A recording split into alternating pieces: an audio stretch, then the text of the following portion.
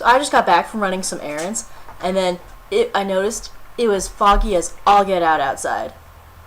And I'm all like on my toes and everything, because it's totally Silent Hill outside. For those of you who don't know, Silent Hill is a horror survival game franchise run by Konami that has spawned many titles, not necessarily sequels, but titles, and a good movie and a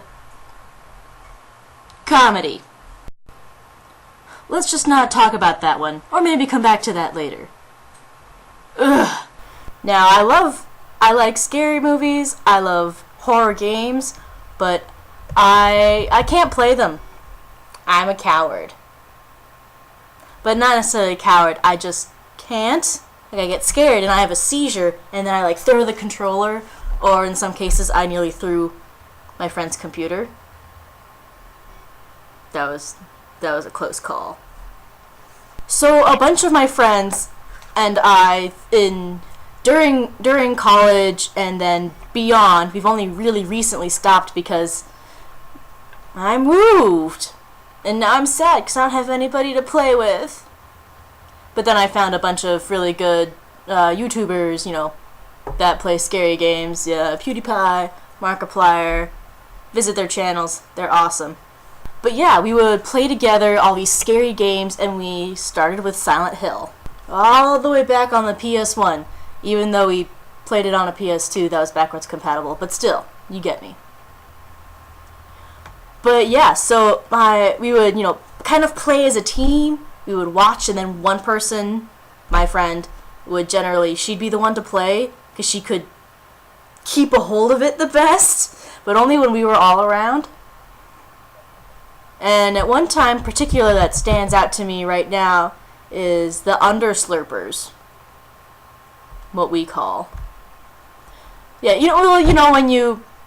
when a monster appears in a game and you don't know what it's called because you don't have the Pokedex or whatever, and we would just make up names. Now, I believe this was in Silent Hill 3. And this was, I think this was my senior year. And so I lived in an apartment on the edge of campus, and one of my other friend had an apartment off campus, and we all played in our one friend's room in the dorm because she had the system. Now, we're all into it and playing, and I think we were in the hospital at one point in time. And there are these things that like go along the ground and they like slurp at you. And I believe they're hard to kill, but if you like throw jerky off to the side, they'll go for that. They're not dogs. But it's like Silent Hill games where it's just like, what is that? Ah!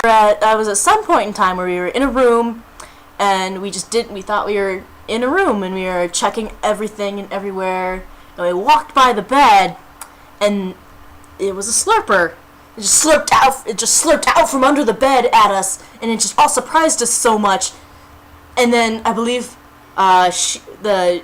we found out something. If you like press all the buttons on the PS2 controller, it restarts the game. I'm not sure why they made that mechanic. Because she like clutched the controller in such a way where she pressed all the buttons, and then the game restarted. We've been playing for like 2 hours without saving. So save as much as you can. That's just a thing in all games. Save whenever you can. So we latched onto that monster, the Underslurper, because it's just a slurper, but it was under something. So it was just like, you gotta check for Underslurpers everywhere. Underslurpers. But what's the funny part is that it's a video game. It's not real. Even though the graphics, I think the graphics in Silent Hill 3 were pretty good, I'd say. Really good for the time. They hold up pretty well. But but they just have that lasting anxiety that holds on to you. And then what did me and my friend have to do when we were done playing at like 3 in the morning? Walk back in the dark to our apartments. Or well, I had to walk. She would have had to drive. But we weren't gonna we were about to split up. Underslurpers. So yeah, that's my little story about Underslurpers and Silent Hill.